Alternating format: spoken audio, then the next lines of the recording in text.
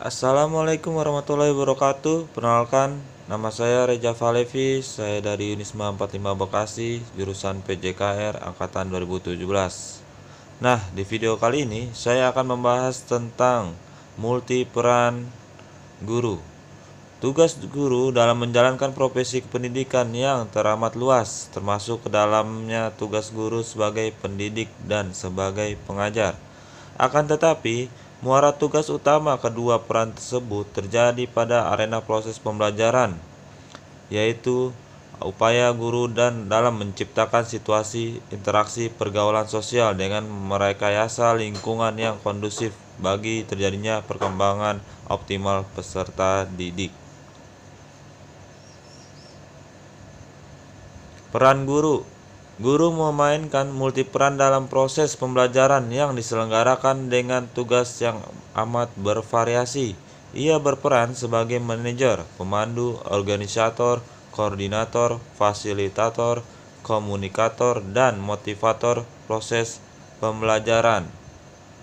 Ada 11 peran dan tugas dalam proses pembelajaran pendidikan jasmani. Yang pertama, sebagai konservator atau pemelihara. Guru bertugas memelihara sistem yang merupakan sumber norma kedewasaan. Dalam sistem pembelajaran, guru merupakan figur bagi peserta didik dalam memelihara sistem nilai. Dengan perannya sebagai konservator, guru sekaligus menjadi inovator atau pengembangan sistem nilai ilmu pengetahuan pendidikan jasmani dan teknologi yang dikaji dalam sistem pembelajaran itu. Jadi, guru bertugas bukan hanya memelihara sistem nilai tetapi juga mengembangkannya kepada tataran yang lebih luas dan lebih maju. Yang kedua, sebagai transmitter atau penerus sistem-sistem nilai. Guru selayaknya melakukan sistem-sistem nilai tersebut kepada peserta didik, mulai dari karakter serta sikap pada saat pembelajaran atau praktek dilaksanakan yang biasa dilakukan di lapangan atau luar kelas. Yang ketiga, sebagai transformator atau penerjemah sistem-sistem nilai. Guru bertugas menerjemahkan sistem-sistem nilai tersebut melalui penjelma dalam pribadi dan perilakunya. Lewat proses interaksinya dengan peserta didik diharapkan pula sistem-sistem nilai tersebut menjelma dalam pribadi peserta didiknya. Yang keempat, yaitu sebagai perencana atau planner. Guru bertugas mempersiapkan apa yang dilakukan di dalam proses pembelajaran. Ia harus membuat rencana pembelajaran yang matang. Guru merencanakan proses pembelajaran mulai dari perumusan tujuan pembelajaran, merencanakan strategi proses operasional pembelajaran, dan merencanakan strategi evaluasi yang meliputi evaluasi program, proses, dan lainnya. Yang kelima, sebagai manajer proses pembelajaran. Guru bertugas mengelola proses operasional pembelajaran, mulai dari mempersiapkan alat olahraga, mempersiapkan lapangan untuk memulai pembelajaran outdoor untuk peserta didik, mengorganisasikan, melaksanakan, dan mengevaluasi proses pembelajaran. Di sini semua unsur yang diperkaitkan menunjang atau menghambat berhasil proses pembelajaran dikelola sesuai dengan kondisi objektifnya masing-masing peserta didik. Yang keenam, sebagai pemandu atau direktor. Guru bertugas menunjukkan arah dan tujuan pembelajaran kepada peserta didik, yaitu fungsi dari alat peraga dan manfaat pembelajaran keolahragaan yang dilakukan atau dipraktekkan oleh peserta didik.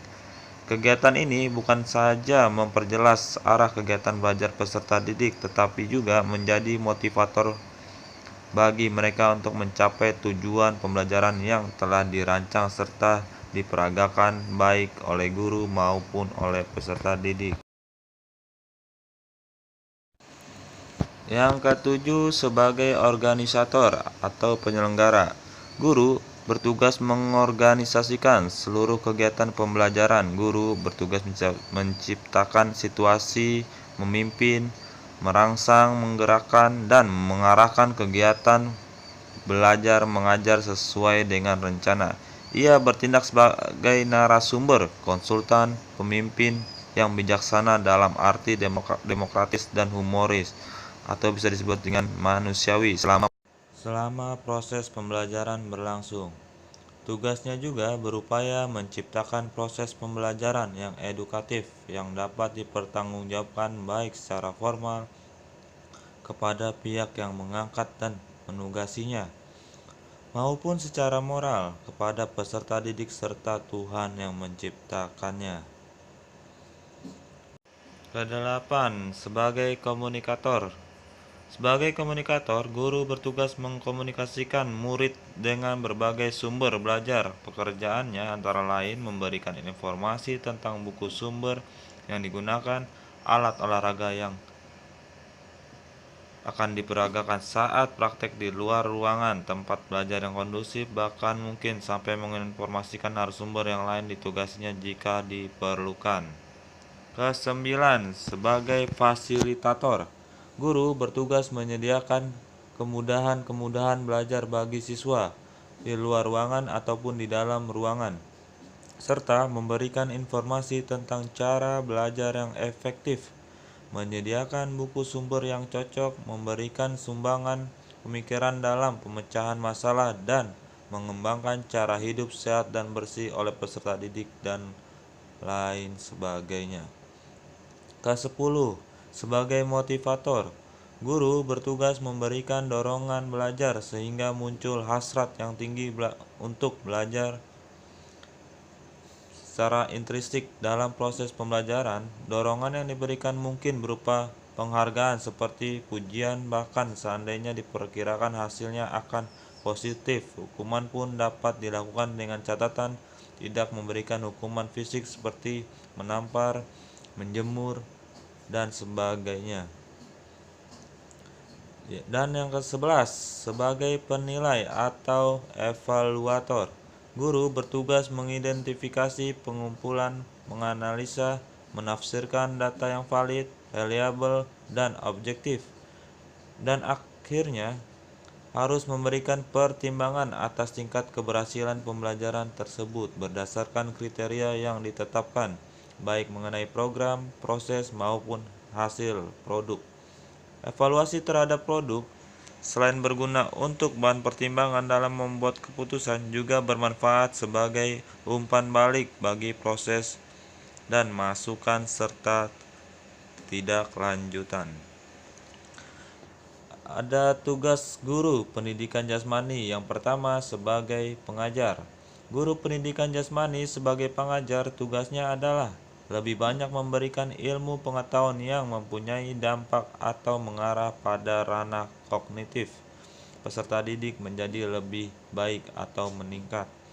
Melalui pembelajaran pendidikan jasmani dengan materi permainan dan bermain, atletik, senam, renang, bela diri, dan olahraga atau aktivitas di alam terbuka, para peserta didik mendapatkan banyak pengetahuan bagaimana hakikat masing-masing materi.